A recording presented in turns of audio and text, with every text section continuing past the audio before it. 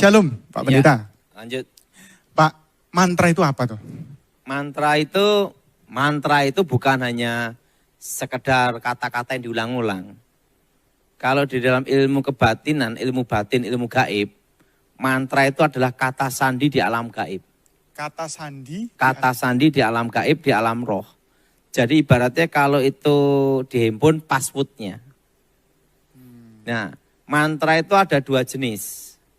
Mantra terucap dan mantra tidak terucap. Nah, mantra tidak terucap itu jenis mantra yang berhubungan dengan gerakan. Namanya gerakan penyembahan. Nah, makanya ada gerakan-gerakan tertentu yang bisa menimbulkan kesurupan. Karena itu ada kata sandinya. Nah, mantra tak terucap juga dapat kata sandi juga untuk memanggil dunia arwah. Tapi itu bukan arwah orang mati, itu roh setan menyamar. Nah, itu kata sandinya itu berhubungan dengan biasanya ngedruk tanah 3 kali, baru mengucapkan kata sandinya, ya berupa mantra itu. Tapi kalau dia terlalu semangat, ngedruk tanah 10 kali, enggak datang. Jadi harus tepat 3 kali ya 3 kali. Iya, kata sandinya. Nah, kegunaannya mantra itu apa saja? Di ilmu apa saja sih Pak? Mantra itu banyak sekali ya, ada yang ilmu kebal, ilmu pengelarisan, pemanggilan roh, setelah itu keselamatan, pengawetan muda, termasuk ilmu guna-guna, banyak macam ya. Bahkan di Alkitab ditulis ya, kalau mantra itu belum diucap, sudah terlanjur digigit ular, mati berarti ya. Berarti dari zaman dulu itu sudah ada yang namanya mantra. Ada. Nah, seperti mantra itu untuk nundukkan ular itu jenis mantra kata sandi berhubungan dengan hipnotis. Jadi ada kata-kata sandinya sendiri. Jadi ularnya dihipnotis begitu? Iya, dikendalikan roh namanya. Lah kalau tadi dikatakan bentuk mantra itu ada 2, terucap dan tidak terucap, termasuk gerakan. Nah, sekarang saya mau tanya Pak, kalau mantra ini diucapkan oleh orang lain, katakanlah orang awam yang tidak tahu, wes kamu ngomong ini, itu bisa jadi atau enggak? Kalau kata sandinya tidak tepat, tidak bisa. Termasuk yang mengucapkan, kalau dia lupa kata sandinya juga tidak bisa. Makanya mantra itu pada waktu belajar, itu yang belajar ilmu gaib ya, ilmu hitam ya, terutama ilmu hitam ya. Makanya ada puasa. Ada yang topo ngebleng, tidak makan, tidak minum 3 hari 3 malam. Untuk mengucapkan mantra itu dengan sandinya terus. Supaya kekuatan roh yang diundang dan sandinya itu sinkron. Jadi diucapkan terus-menerus berulang-ulang begitu ya? Supaya kata sandinya itu sinkron. Nah begitu kata sandi sinkron, langsung roh itu masuk. Nah kalau mantra itu apa ada tingkatan-tingkatannya Pak? Mantra itu tergantung roh yang dipanggil itu tingkatannya apa. Ya gini ya, di alam roh itu di alam gaib, tingkatan-tingkatan roh itu kan ada 5 tingkatan. Tingkat pertama kan Raja Iblis yaitu Lucifer. Nah, iblis kan Lucifer. Yang kedua, penguasa-penguasa di udara. Ini berhubungan dengan jenderal. Nah, yang ketiga, yaitu berhubungan dengan namanya penghulu. Nah, kalau penghulu ini kan setingkat roh teritorial satu pulau. Makanya kan kalau jimat yang ada di Madura, dibawa aja ke Kalimantan, itu kekuatannya berkurang 75 sampai 80%. Karena apa? Waktu pindah ke sana harus ada izin mutasi pindah. Nah itu namanya teritorial. Nah penghulu ini tingkat satu pulau. Nah yang keempat roh-roh jahat. Nah roh-roh jahat ini selalu berhubungan dengan yang roh-roh yang menyamar menjadi orang mati dan lain-lainnya. Nah tingkat yang paling bawah itu jin. Jin itu setan tingkat paling bawah. Di Alkitab kan ada kata jin juga. Jadi jin itu adalah setan tingkat paling bawah. Nah kalau jenis kayak genderuwo, tuyul dan lain sebagainya itu tingkatannya apa itu Pak? Itu masuk tingkat jin. Kasihan.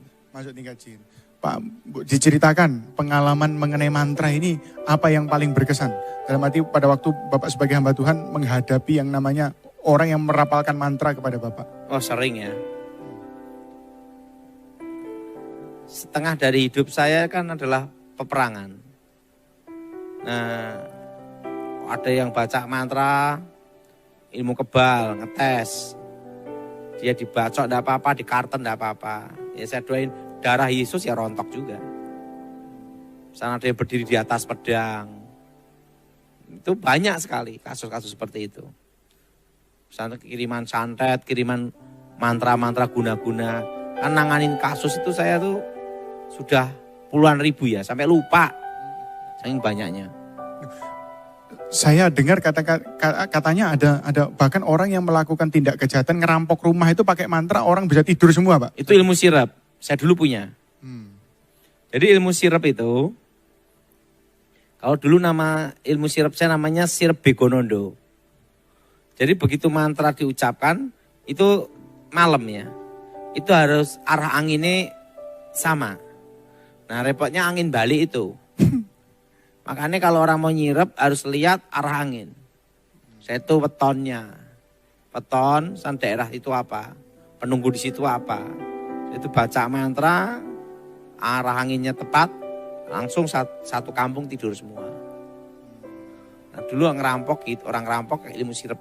Kalau saya dengar dari Pak Pendeta, berarti orang yang menggunakan ilmu hitam aja mau melakukan sesuatu itu ada aturan. Lihat wetonnya, lihat arah mata angin dan lain sebagainya. Iya. Repot ya. Nah tapi kalau sekarang jadi hamba Tuhan, di kekristenan itu sebenarnya ada aturan-aturan itu atau asal kita pokoknya dalam nama Yesus semuanya beres?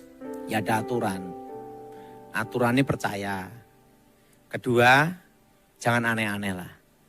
Kadang itu orang itu jadi batu sandungan, aneh-aneh. Misalnya bawa dikasih garam lah, dikasih air yang dari mana lah, tidak ada pengaruhnya. Sebenarnya itu yang penting iman kita lah.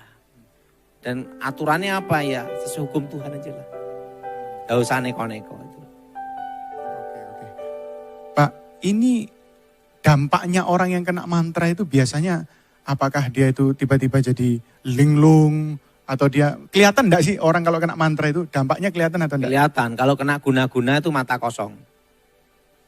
Kedua kalau kena santet, jadi gini ya, cara ilmu santet bekerja masuk dalam tubuh yang paling lemah dalam diri manusia yang dituju. Makanya santet itu tergantung yang lemahnya apa, perut, yang kena bagian perut. Lemahnya kepala, yang kena bagian kepala. Kaki, yang kena kaki bagian kaki, gitu. Jadi ilmu santet itu waktu nyerang, dalam tubuh manusia yang paling lemah itu apa, itu yang diserang. Berarti santet dengan mantra ini ya bergandengan ya Pak ya? Iya. Oke, nah sekarang Pak Pendeta, kalau tadi ada mantra yang tidak terucap, berarti karya-karya seni itu juga kadang-kadang bisa mengandung mantra. Contohnya lagu, katanya ada lagu Jawa itu bisa manggil kuntilanak, seperti itu. Itu benar atau enggak sih? Itu kan mantra terucap, kalau lagu itu. Berarti di karya-karya seni termasuk lukisan, itu apakah bisa terjadi? Nah kalau berhubungan dengan benda, itu bukan hanya mantra, itu berhubungan dengan jimat.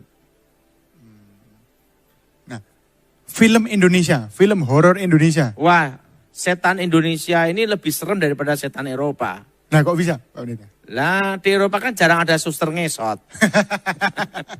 Kuntilanak, sundel bolong. Film-film Indonesia, film-film itu apakah menggunakan ilmu-ilmu hitam? Belum tentu juga. Kita kan tidak bisa sapu rata ya. Tidak bisa, belum tentu. Tetapi kalau Pak Pendeta misalnya pernah lihat nggak sih film-film hantu Indonesia itu? Saya terus terang tidak suka ya. Karena udah bosen. Karena sudah ngelihat setannya sendiri. Saya itu penasaran Pak Pendeta.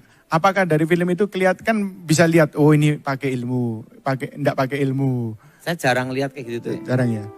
Nah, kalau dari lagu-lagu sendiri, apakah lagu-lagu yang diciptakan ada beberapa lagu itu yang mempengaruhi kita karena dia isinya adalah mantra-mantra, terutama lagu-lagu barat yang membuat katanya dulu ada orang kalau habis denger lagu pengennya bunuh diri. Ada.